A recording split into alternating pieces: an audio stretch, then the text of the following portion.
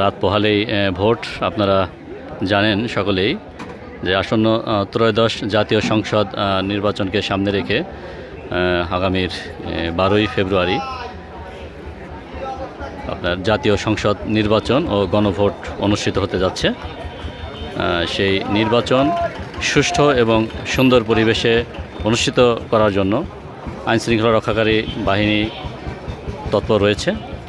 আজ 11ই ফেব্রুয়ারি বিভিন্ন ভোট কেন্দ্রে, চরভদ্রসন উপজেলার বিভিন্ন ভোট কেন্দ্রে আপনার ভোটার ব্যালট এবং ভোট বাক্স এগুলো আইনশৃঙ্খলা রক্ষাকারী বাহিনী এবং সংশ্লিষ্ট যারা দায়িত্বপ্রাপ্ত রয়েছেন তাদের মাধ্যমে চরের বিভিন্ন কেন্দ্রে বা উপজেলার যে 22টি কেন্দ্র রয়েছে এই 22টি কেন্দ্রে নিয়ে যাওয়া হবে।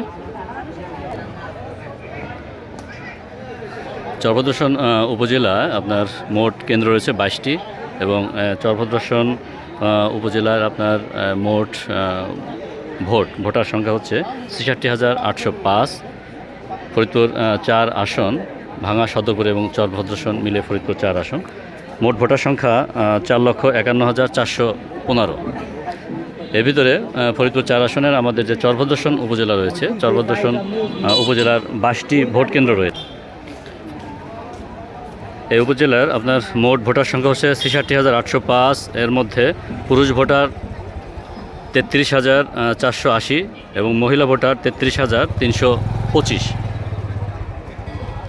ফরিদপুর 4 আসন আপনার মোট ভোটার সংখ্যা 4,51,415 জন এবং এর ভিতরে চরভদ্রসন উপজেলার মোট ভোট কেন্দ্র রয়েছে 22টি। এর ভিতরে গাজীরটেক ইউনিয়নে 6টি, চরভদ্রসন সদর ইউনিয়নে রয়েছে 9টি, চর হরিরামপুর ইউনিয়নের 4টি এবং চর ঝাউকান্দা ইউনিয়নের 3টি ভোট কেন্দ্র রয়েছে। এর মধ্যে চর ঝাউকান্দার 2টি ভোট কেন্দ্র রয়েছে অস্থায়ী। এই অস্থায়ী 2টি ভোট কেন্দ্রেও আপনার ভোট গ্রহণ হবে।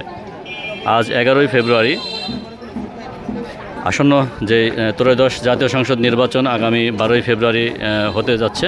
আইনশৃঙ্খলা রক্ষাকারী বাহিনীর উপস্থিতি এবং কঠোর নজরদারিতে ভোট গ্রহণ হবে।